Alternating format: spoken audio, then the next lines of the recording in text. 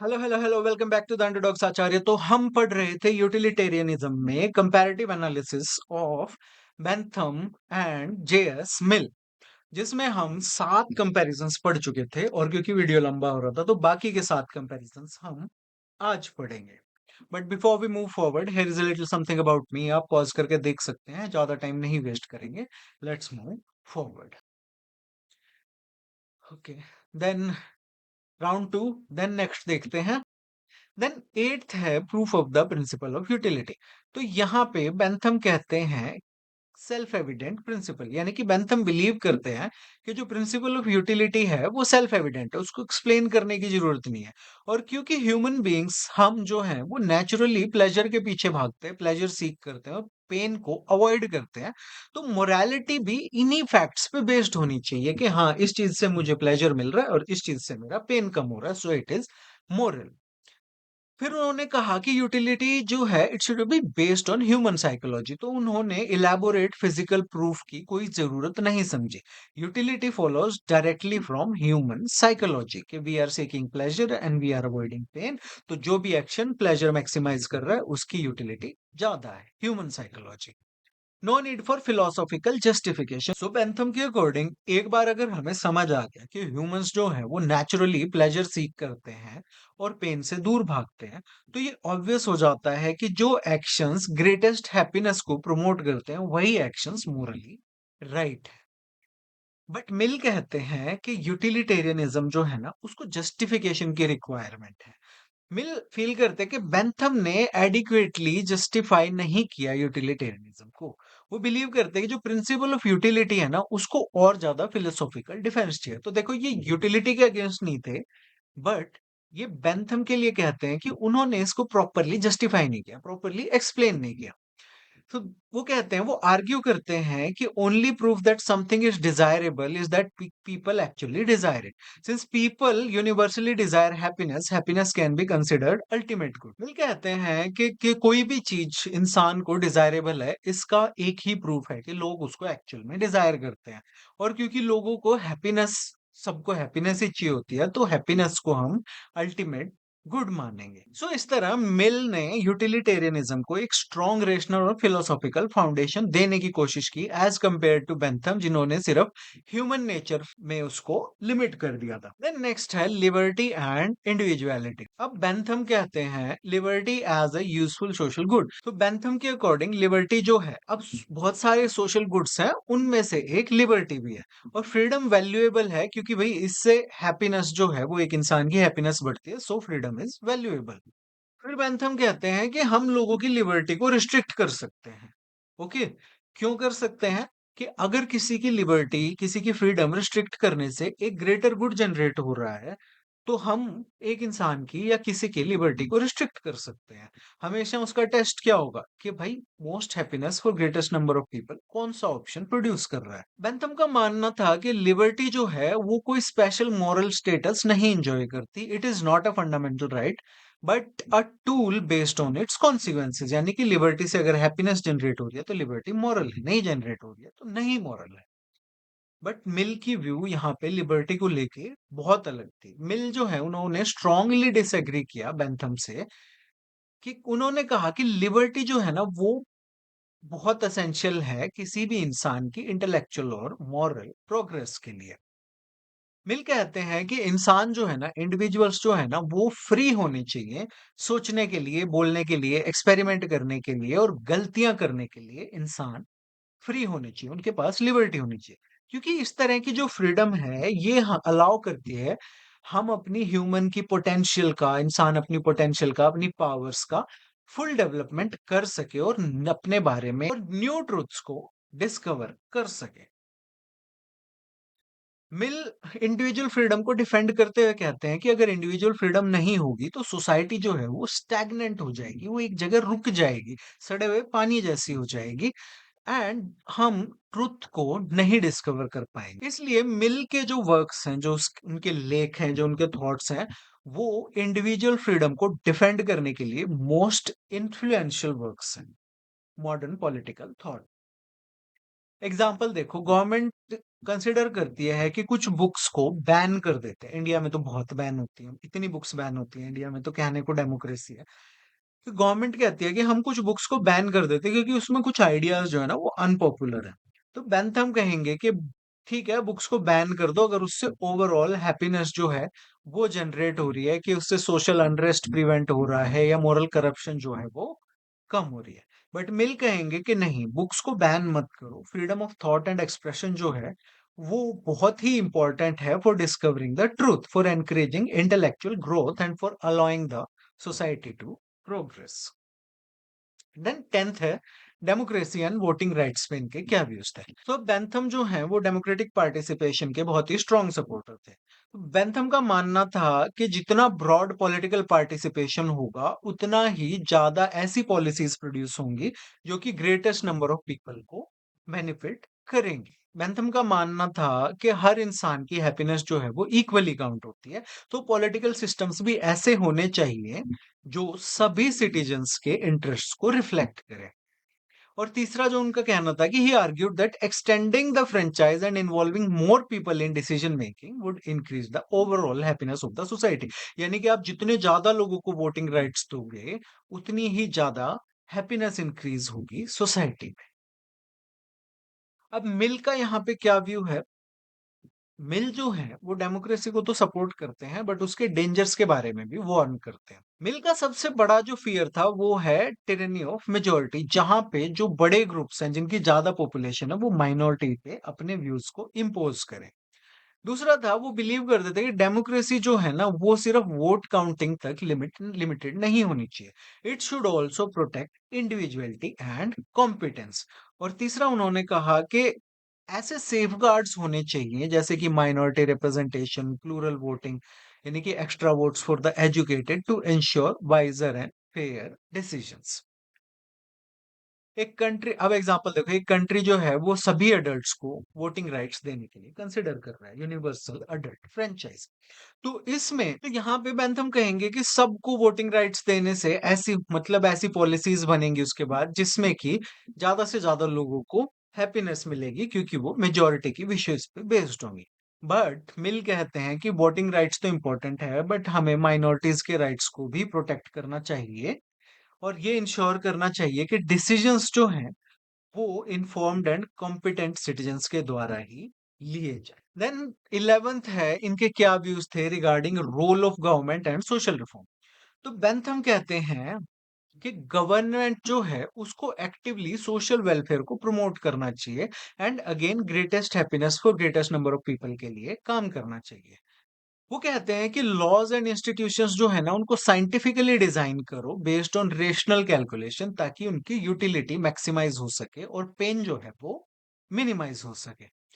तीसरा वो कहते हैं कि जो स्टेट है, जो मशीनरी है स्टेट की, वो एक इंपॉर्टेंट इंस्ट्रूमेंट है जिससे कि हम सोशल प्रोग्रेस को इंजीनियर कर सकते हैं और ओवरऑल हैप्पीनेस जो है सोसाइटी की उसको इंप्रूव कर सकते हैं।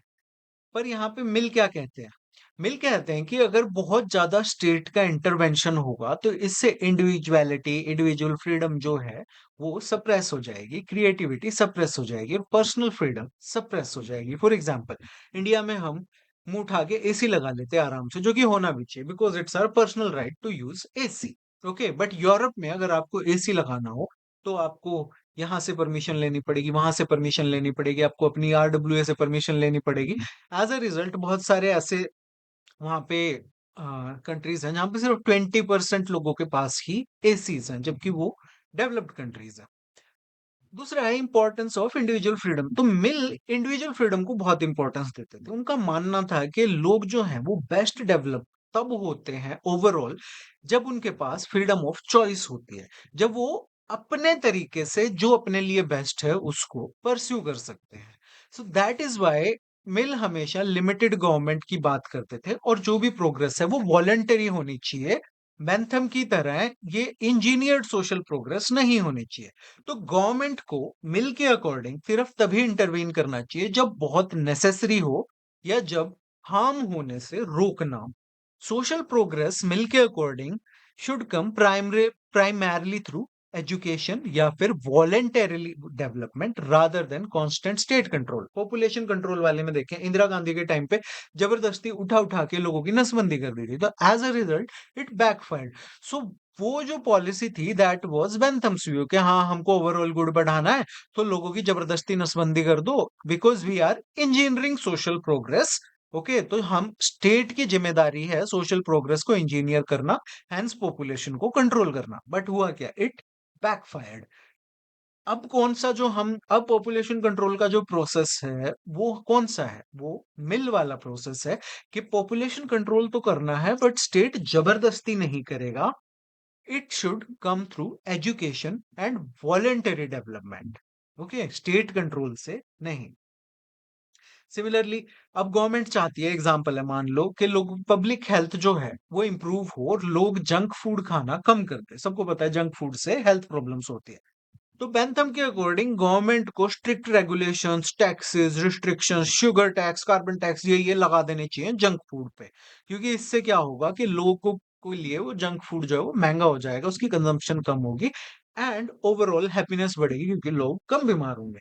बट मिल क्या कहते हैं कि गवर्नमेंट को इंडिविजुअल फ्रीडम पे इंटरफेयर नहीं करना चाहिए। कोई जंक फूड खाना चाहता है तो गवर्नमेंट सिर्फ उसको इन्फॉर्म कर सकती है, एजुकेट कर सकती है और माइल्ड रेगुलेशंस ला सकती है कि एफएसएसएआई को बोल दे कि वार्निंग छाप दो, इस पे सब कर दो।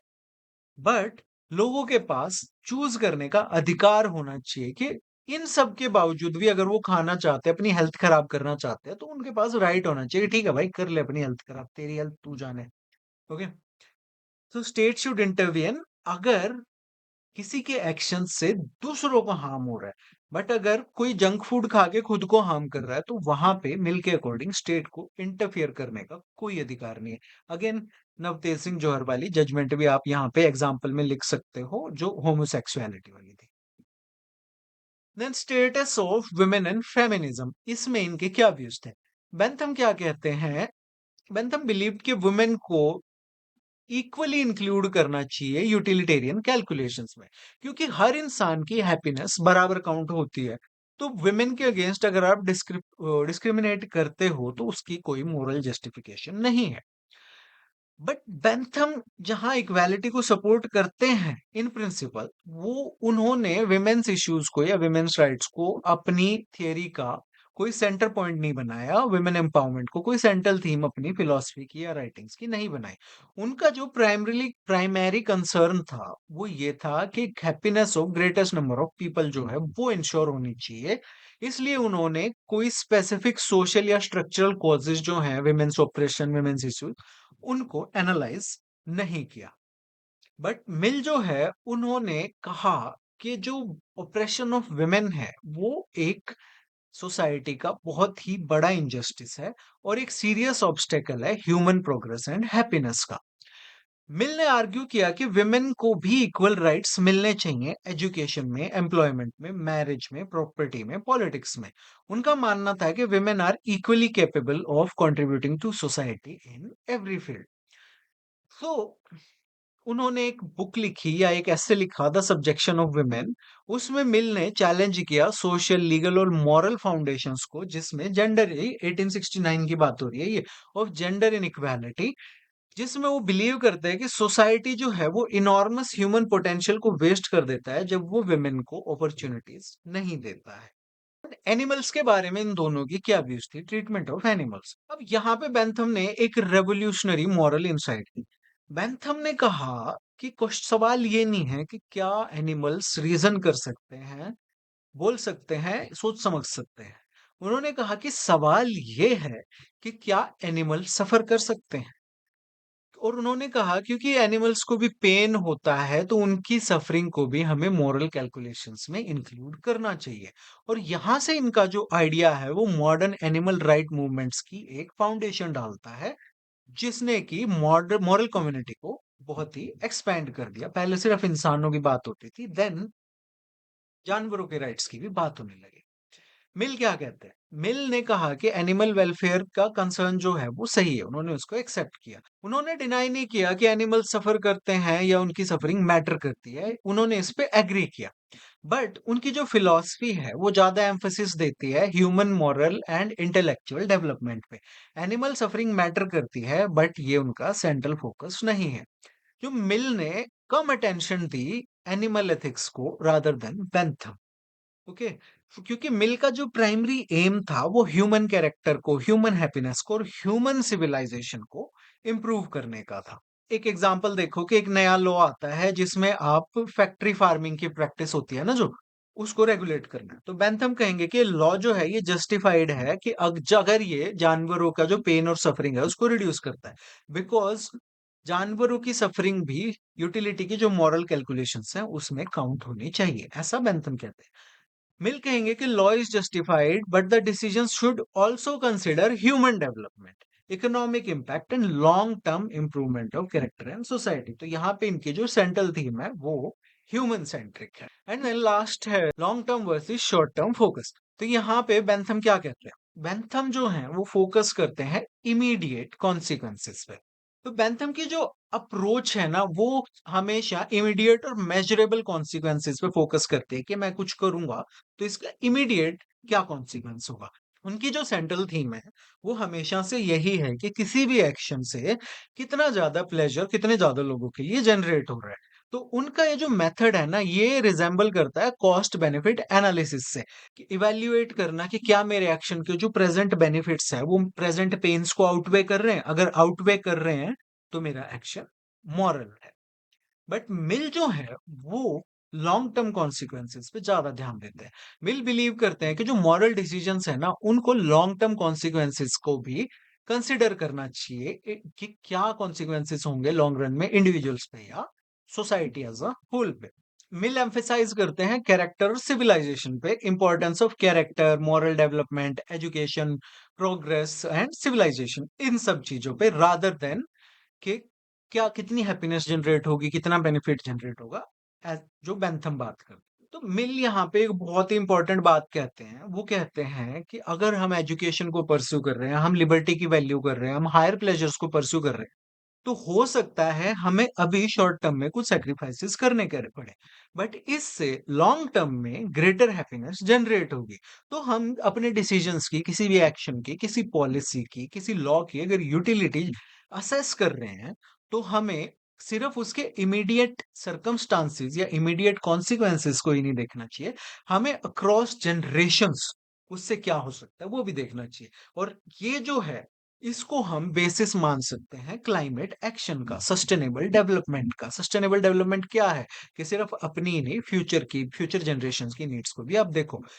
एग्जाम्पल इसमें एक और हम देख सकते हैं ग्रीन रेवोल्यूशन का, कि ग्रीन रेवोल्यूशन के टाइम पे अनाज की कमी थी, तो इमीडिएट सर्कमस्टांसेस को हैंडल करने के लिए गवर्नमेंट ने ग्रीन रेवोल्यूशन की जो स्कीम थी वो ले आए। बट उसके लॉन्ग टर्म कॉन्सिक्वेंसेस क्या होंगे या फ्यूचर जनरेशंस पे इसके क्या नेगेटिव इम्पैक्ट्स होंगे, इसके बारे में किसी ने नहीं सोचा। सो इस लेक्चर का पीडीएफ अगर आपको डाउनलोड करना था आप मेरे टेलीग्राम चैनल से कर सकते हैं। ओके, ये मेरा व्हाट्सएप चैनल है, इन केस गवर्नमेंट दोबारा से टेलीग्राम को बैन कर दे तो इसको भी आप फॉलो कर लेना। एंड ये मेरा इंस्टाग्राम का चैनल है, यहाँ पे मैं प्रीलिम्स के क्वेश्चंस के सॉल्यूशंस डालता हूँ, और अगर आपका कोई इश्यू है तो आप मुझे डीएम कर सकते हैं इंस्टाग्राम पे, मैं आपको वहां पे रिप्लाई कर दूंगा कुछ समझ नहीं आ रहा है तो। ओके, सो लाइक करो, शेयर करो, सब्सक्राइब करो, नोटिफिकेशन आइकन दबाओ।